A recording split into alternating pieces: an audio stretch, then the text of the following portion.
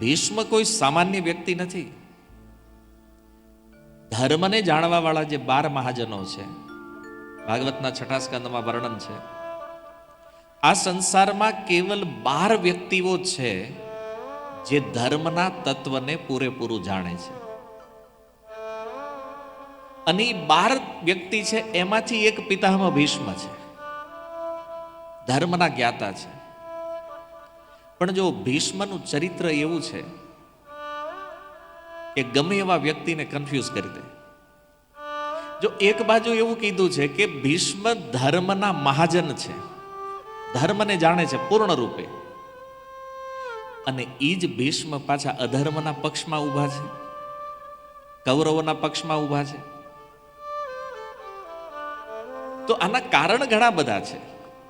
પહેલું કારણ તો એ છે કે ભીષ્મ જો દુર્યોધનના પક્ષે ન ઊભા રહે તો કદાચ મહાભારત યુદ્ધની કોઈ સંભાવના નહોતી.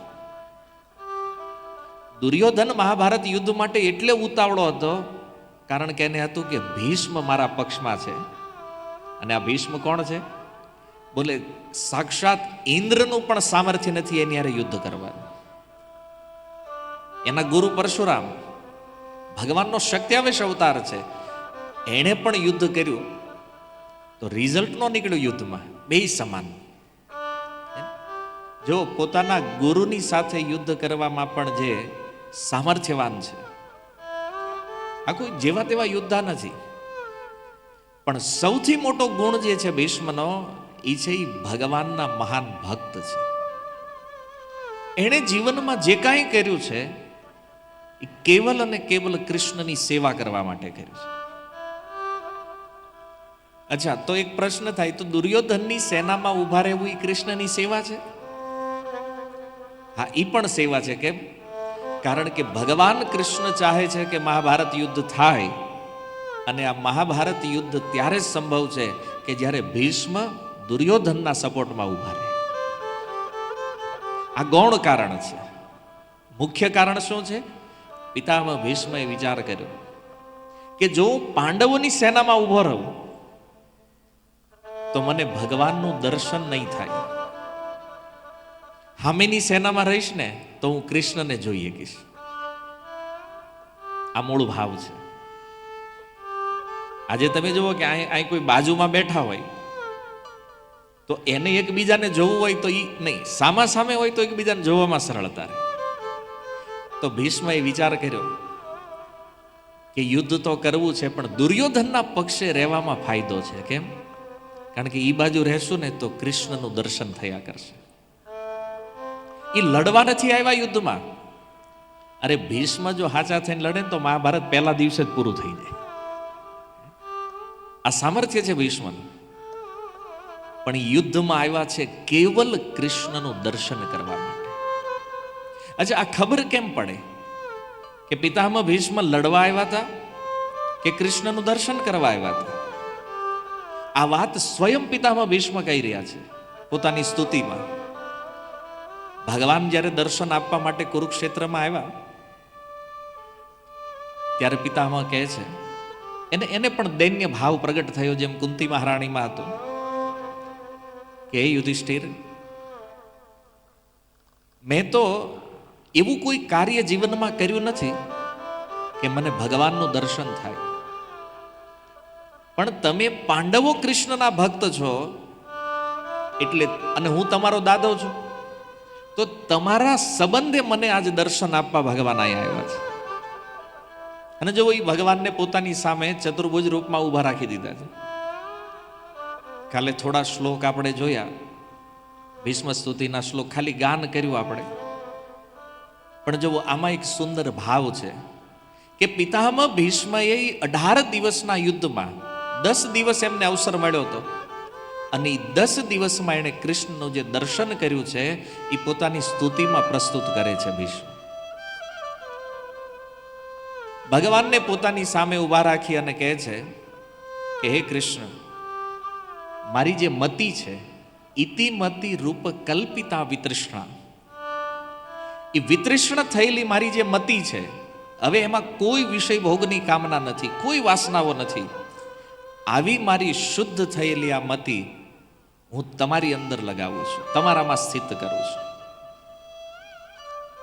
અને મતિ જેવી ભગવાનમાં સ્થિત થઈ પિતામહ ભીષ્મ કહે છે, એની કુરુક્ષેત્રની એ છબી યાદ આવે છે કૃષ્ણની, અને એના મુખેથી શબ્દ નીકળ્યા, ત્રિભુવન કમનમ તમાલ વર્ણમ રવિકર ગૌરવરામરમ દધાને.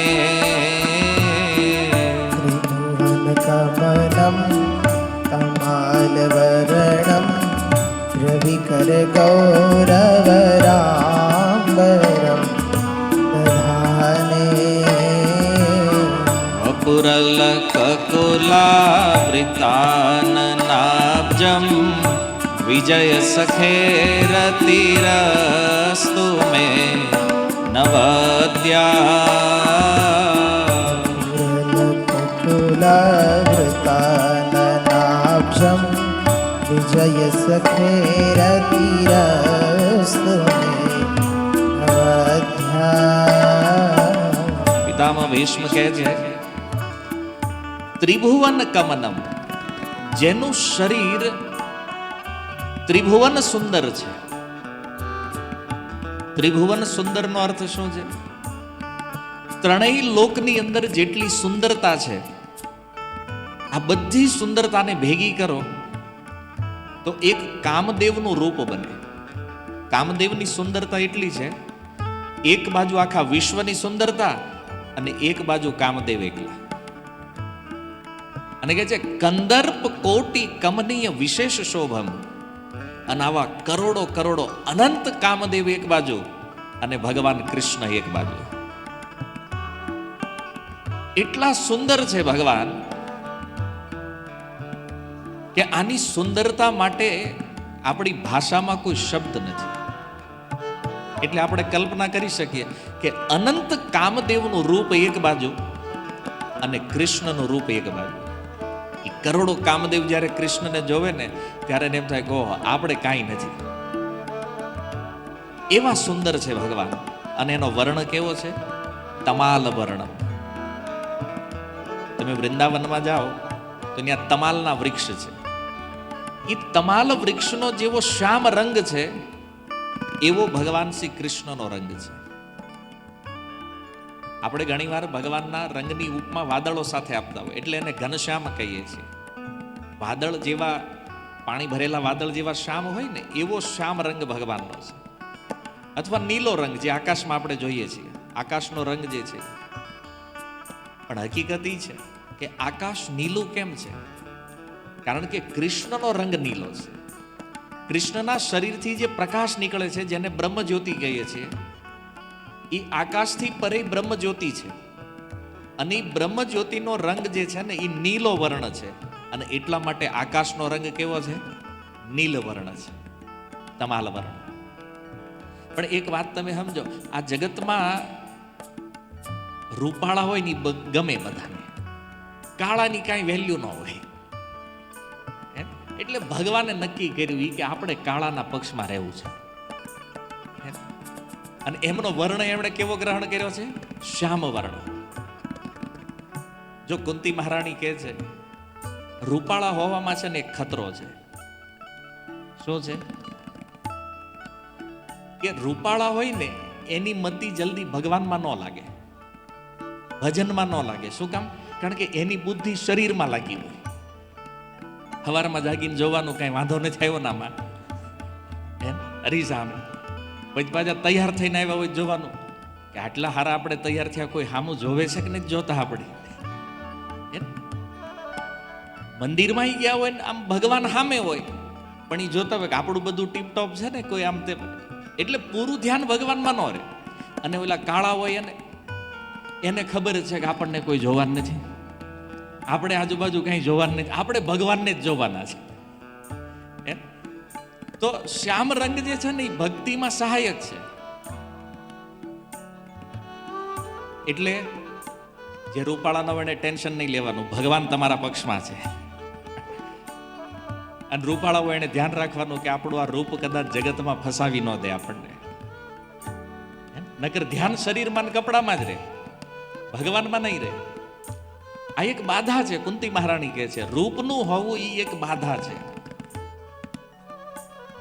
પણ જો મૂળ કારણ યદિ કોઈ પૂછે કે કૃષ્ણ શ્યામ વર્ણ કેમ છે, કૃષ્ણ કાળા કેમ છે, આજ સુધી આપણે કૃષ્ણને જોયા છે તો બધી જગ્યાએ એનો વર્ણ કેવો છે? શ્યામ રંગ છે. આપણે મંદિરોમાં જોઈએ છીએ તો શ્યામ વર્ણના ભગવાન છે. અચ્છા, તમારા મનમાં એવો પ્રશ્ન આવ્યો કૃષ્ણ કાળા કેમ છે?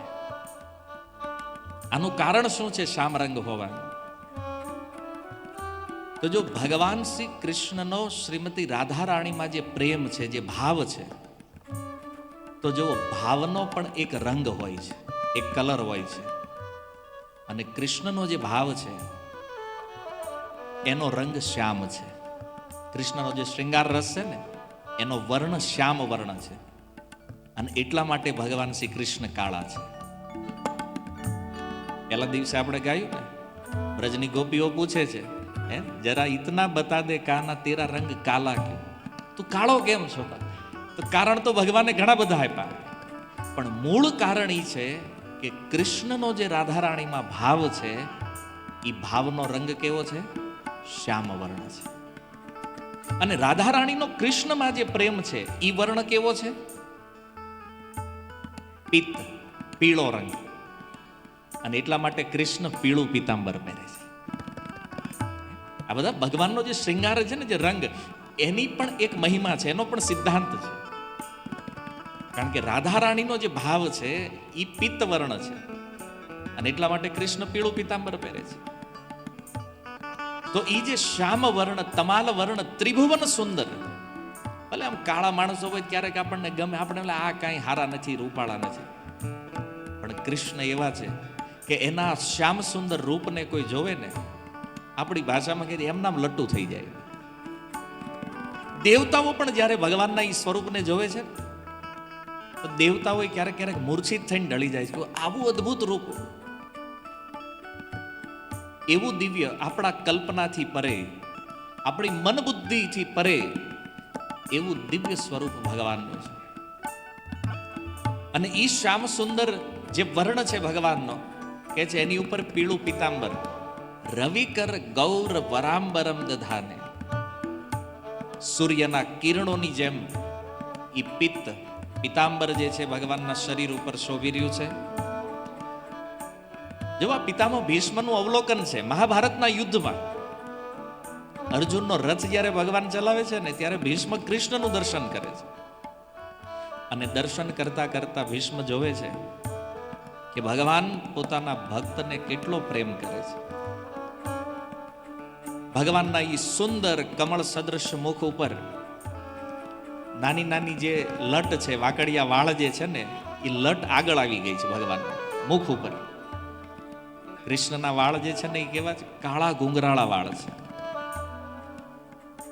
મુકુટ પહેર્યો છે ભગવાને, પણ હવે રથ ચલાવવામાં એક હાથમાં ઘોડાની દોરી છે, એક હાથમાં ચાબુક છે, અને રથ જેવો હાલ્યો ને તો બે લટ જે છે ને એ આગળ આવી ગઈ. ભગવાનની પાસે ટાઈમ નથી લટને હરખી કરવાનો, કારણ કે અર્જુનની સેવામાં વ્યસ્ત છે ભગવાન. જો ભક્તિ કરવાનો સૌથી મોટો બેનિફિટ એ છે કે આપણે ભગવાનની સેવા કરીએ ને તો ભગવાન પણ એટલા જ તત્પર હોય છે પોતાના ભક્તની સેવા કરવા માટે. એ બાકડિયા વાળ અને લટ જ્યારે મુખ ઉપર આવી,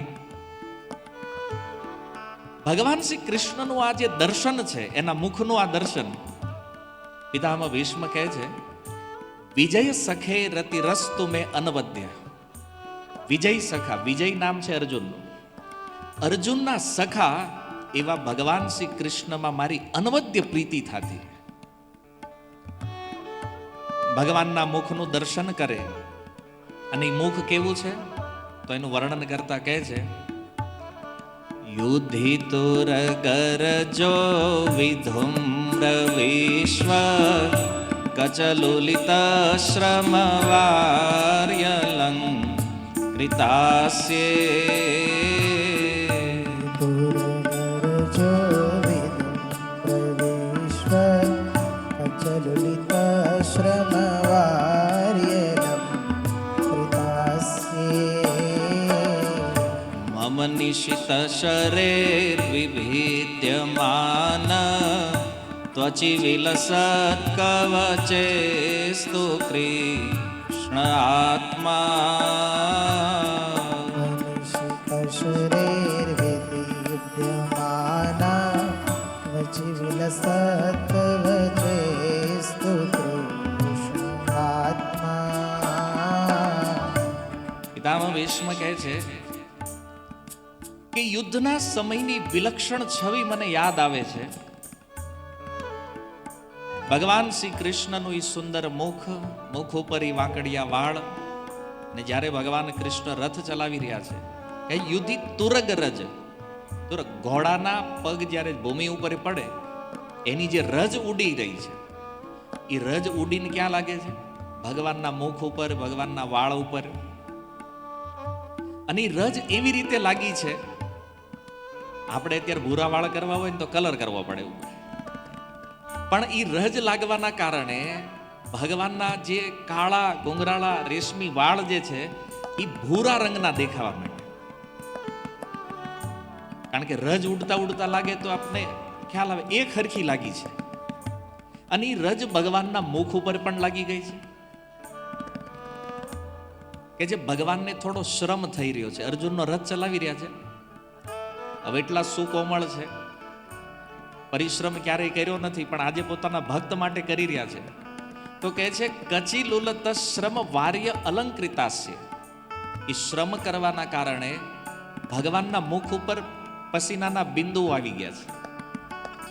તો જો પસીનો આવ્યો, રજ લાગી, અને ઉપરથી સૂર્યના જે કિરણો છે એ ભગવાન શ્રી કૃષ્ણના મુખ ઉપર પડી રહ્યા છે.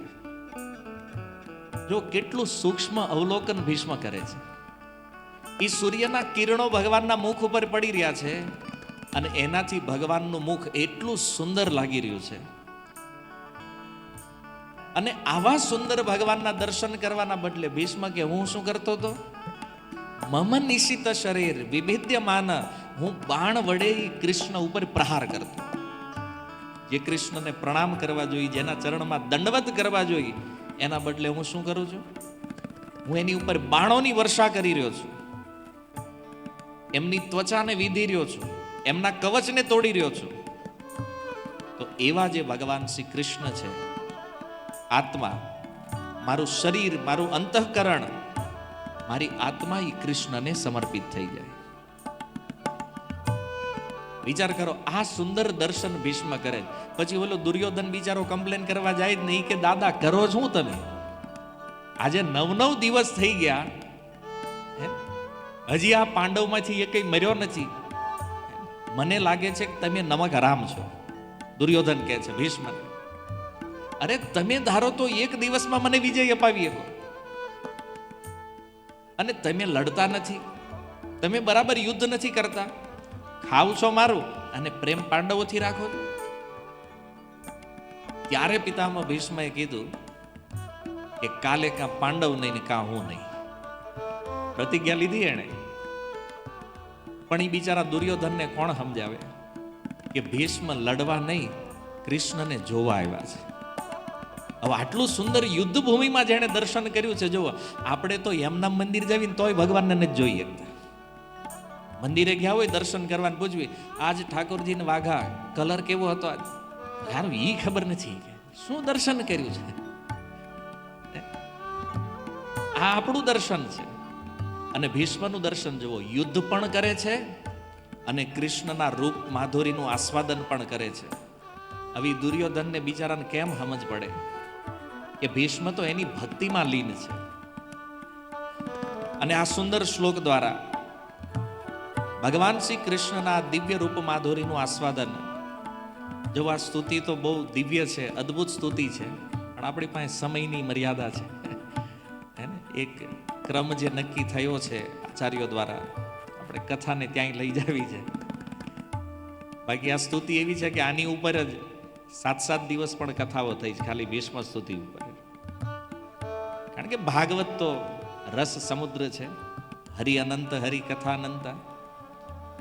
તો આ સુંદર પ્રાર્થના ભગવાનને કરી અને ભગવાન શ્રી કૃષ્ણને પોતાના ધ્યાનમાં સ્થિત કરી ઉત્તરાયણનો સમય,